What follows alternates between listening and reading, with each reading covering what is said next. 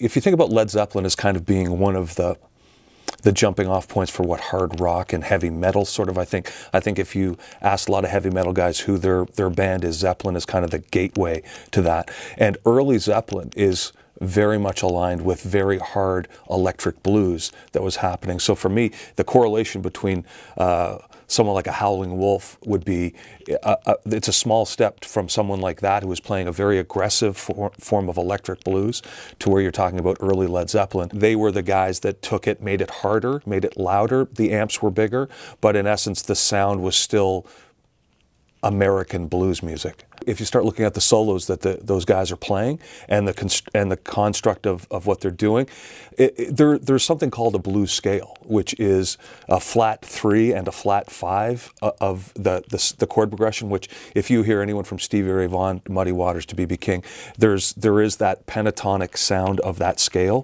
which is in essence what blues is. The notes that make up what you would, anyone, my dad or my grandmother, would hear a note and go, well, that sounds bluesy, and that is that essence. So when those guys start to shred, they are still in that box of that pentatonic world that is in essence the blues scale and the foundation of blues music.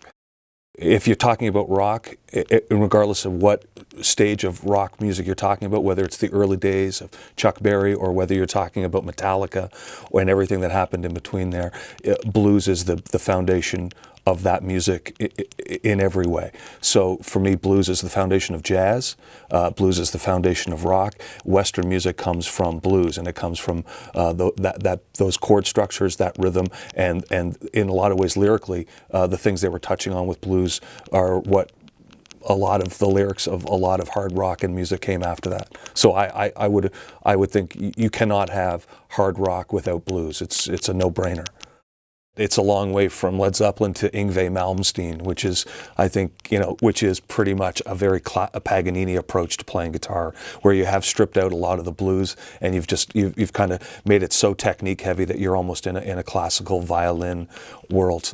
I always think about a band like Rush in some ways is this kind of middle point between American heavy metal and what British kind of hard rock was, with more of that classical influence, and that location of sort of Toronto being halfway between the Mississippi and London is kind of why they have their own kind of unique blend of classical or progressive British music, and still a lot of sort of Zeppelin influences in there. And again, once you're at Zeppelin, you're very close to what I think is blues-based music. But I would agree, the music does take offshoots into different places that makes it further away from the core of blues, but all music takes those roads and starts to gather up other influences and moves in different directions.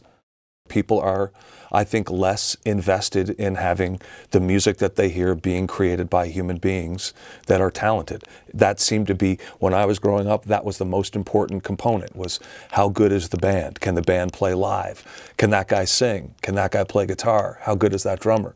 Those things were very important qualities for me as a listener to make me want to enjoy the music that was being played.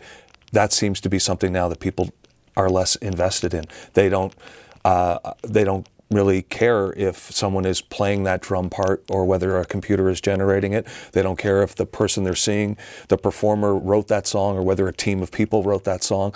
So I would say that there's an evolution with the public, which is in some ways disheartening, because the music I love is all generated by musicians who are usually who are unique and have had to practice and have had to, work really hard to get where they're going with their music. So sometimes I feel like you can't stop progress. I think there will always be an audience for people that for musicians that play good music, but whether or not, as we move forward, whether or not that will resonate with the general public in a giant way, it seems to be moving in a different direction.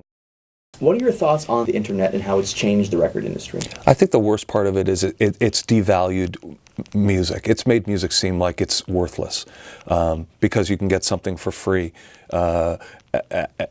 As that perpetuates itself over a long period of time, people just have an assumption that it has no value, it has no worth other than hitting a button and having it play for you. So I think more than anything, I want musicians to find different ways to get paid, and that's a really big factor in the fact that records aren't selling anymore. But I also think it's led to this slow motion, this movement that we talked about a little while ago about how people are less invested in the musicians that are making their music, less willing to support that financially because they don't feel it has worth.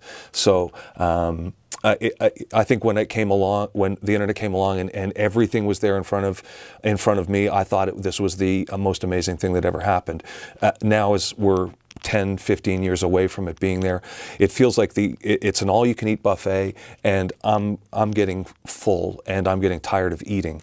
I still look for gatekeepers and people and filters as opposed to just this big wild west of a big blob of stuff out there that it's my responsibility to look through. I used to like reading Rolling Stone and Cream and having those folks have already filtered through some of the music that maybe they think is of value. So there's a lot of good side, bad side. The horse has already left the barn, so it is what it is. But I think the devaluing of music and making it seem like if we want it, it should be there for us regardless of cost is a real tragedy of something that's happened over the last 20 years.